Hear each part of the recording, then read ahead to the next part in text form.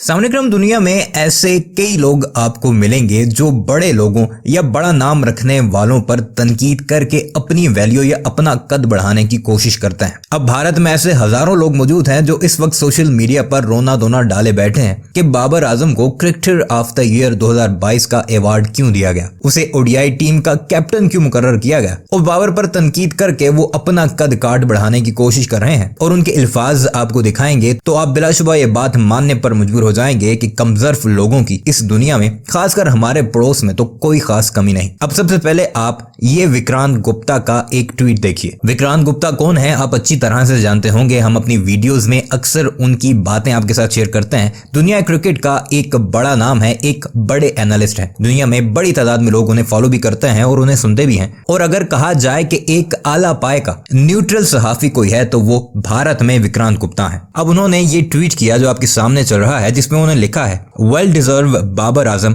ICC ODI cricketer of the year, यानी कि बाबर आजम को जो अवार्ड आईसीसी की तरफ से दिया गया है वो उसे मुकम्मल तौर पर डिजर्व करते हैं। और उसके नीचे अगर आप पाकिस्तानी शायकीन के ट्वीट्स देखें तो वो इस बात को सराह रहे हैं कि स्पोर्ट्समैनशिप इसी को कहा जाता है कि आप अगर मुखालिफ नेशन से भी हैं फिर भी आप एक अच्छी चीज की तारीफ करते हैं। लेकिन अभी आपको एक और साहब दिखाते हैं, ये है सुशांत मेहता। ये वो साहब हैं जो आपको टकला पार्टी के साथ बैठे हुए पाकिस्तानी क्रिकेट या भारत का कोई भी मैच होता है उस पर तबसरा करते दिखाई देते हैं। क्रिकेट के बारे में अगर इनकी हिस्ट्री देखी जाए तो जुमा 8 दिन हुए नहीं, एक चैनल बनाकर उस पर तबसरा करने के बाद अब ये बाबर आजम पर तनकीद करके अपना कद काठ बढ़ाने की कोशिश में लगे हुए हैं। अब इस शख्स का ये ट्वीट देखिए कि विक्रांत गुप्ता के वेल डिजर्व बाबर आजम वाले ट्वीट को रीट्वीट करके ये लिखते हैं, सूर्या सिराज के लिए आपने ट्वीट नहीं किया और बाबर आजम जो नीदरलैंड्स वेस्ट इंडीज से खेला और पूरी दुनिया से घर पे हारा उसको वेल डिजर्व बोल रहे हैं, लोल। यानी कि इस शख्स की मेंटालिटी चेक कीजिए। अब उसके नीचे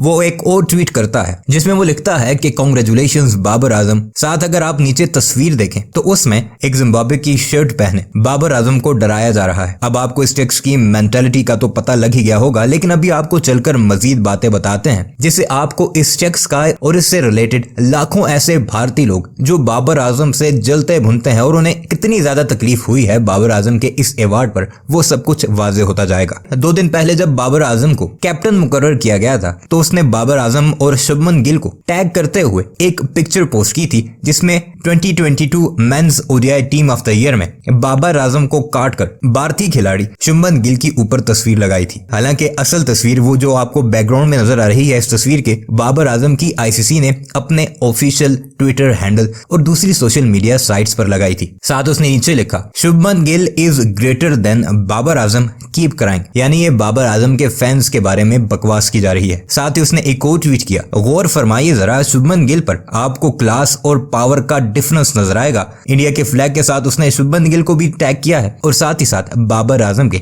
ऑफिशियल ट्विटर हैंडल को भी टैग किया है। अब आपको बताते हैं इसकी लेटेस्ट ट्वीट्स जो उसने बाबर आजम को 2022 के cricketer of the year award मिलने के बाद की हैं, जिसमें उसने पाकिस्तानी मिस्टर बीन के जिम्बाब्वे जाने वाली पिक्चर को पोस्ट किया और साथ लिखा, if Babar Azam is cricketer of the year then he is Mr Bean, यानी बाबर आजम का मजाक उड़ाने की कोशिश की जा रही है। साथ उसने एक और ट्वीट की, ऊपर लिखा, Babar Azam cricketer of the year, failed in World Cup, failed in Asia Cup, whitewashed by England at home in Test, lost ODI series versus New Zealand at home, lost Test series versus Australia at home, swept Netherlands, Bangladesh, West Indies। यानी कुल मिला के इस शख्स की ये औकात रह चुकी है जिसके टोटल फॉलोअर्स 71,000 हैं, वो अब बड़े बड़े जर्नलिस्ट जो बाबर आजम की तारीफ करते दिखाई दे रहे हैं उन्हें टैग करके बाबर आजम की तारीफ किए जाने वाले ट्वीट्स पर वावेला करता दिखाई दे रहा है ताकि इसकी कोई वर्थ बने, लोग इसे देखेंगे ये भी कोई शख्स है। और वैसे भी आजकल ट्विटर पर ब्लू टिक लेना कौन सा मुश्किल है, चंद डॉलर्स देकर आप ब्लू टिक हासिल कर सकते हैं। जबकि इसकी असल औकात ये है कि जब वर्ल्ड कप कवर करने ये शख्स गया तो उस वक्त एक होटल की लॉबी में ये बाबर आजम को आवाजें देता रह गया, लेकिन बाबर आजम ने इसकी बात नहीं सुनी। Hi, Baba. Hi, Babar.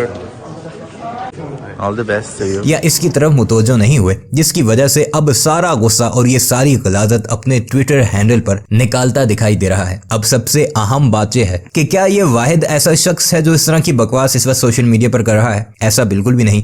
ऐसे लाखों लोग हैं जो विराट कोहली, रोहित शर्मा और बाबर आजम का मुआवजा करते हैं, जबकि आईसीसी तो एक न्यूट्रल बॉडी है, उन्हें कुछ लेना देना नहीं पाकिस्तान और भारत की राइवलरीज में। तो इसलिए दुनिया भर के एक्सपर्ट्स ने इस बार बाबर आजम के सर पर यह ताज एक बार फिर रखा है, और ये वो ताज है जिसकी तकलीफ पाकिस्तान से मीलों दूर ऐसे लाखों लोगों को अंदर तक जाकर तकलीफ पहुंचा रही है, जिन्होंने कभी ये सोचा तक नहीं था कि बाबर आजम को एक ही साल के इतने अवार्ड्स दिए जाते हैं। जबकि आप 2022 की बाबर आजम की परफॉर्मेंस देखें तो कोई भी शख्स बाबर आजम के करीब करीब तक भी पटकता दिखाई नहीं दे रहा। नंबर 1 तो उन्होंने बनना भी था। अब ये वो अवार्ड्स हैं जो इन्हें तकलीफ पहुंचाते रहेंगे, और इंशाल्लाह हम अपनी वीडियोस के जरिए भी इन्हें इनकी औकात दिखाते रहेंगे। बहरहाल इस बारे में आपकी क्या राय है कमेंट सेक्शन में जरूर बताइएगा, और हमारे इस चैनल को भी जरूर सब्सक्राइब कीजिएगा।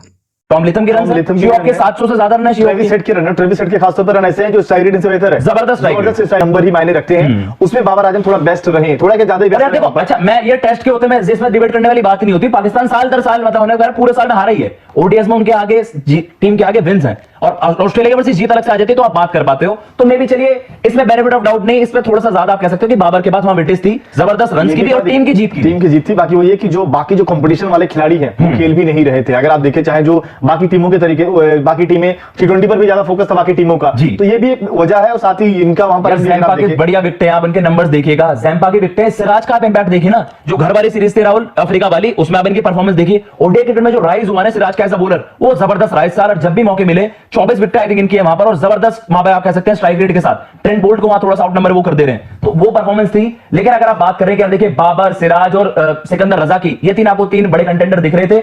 जरूर ट्रेविस हेड के भी वहां रन है, लेकिन बाबर आजम की टीम भी जीती है, 9 में से 8 मुकाबले जीतती है, 84 के एवरेज से रन बना रहे हैं। बड़े मैच में ऑस्ट्रेलिया वर्सेस वहां 100 भी आया, तो आई थिंक उसको थोड़ा वहां कंटेंशन में रख दिया। अब जी अगर आप भी इसमें कुछ बताइए, बाबर आजम हमें यहां लग रहा है ओवरऑल आपको लगता है जस्टिफाइड है?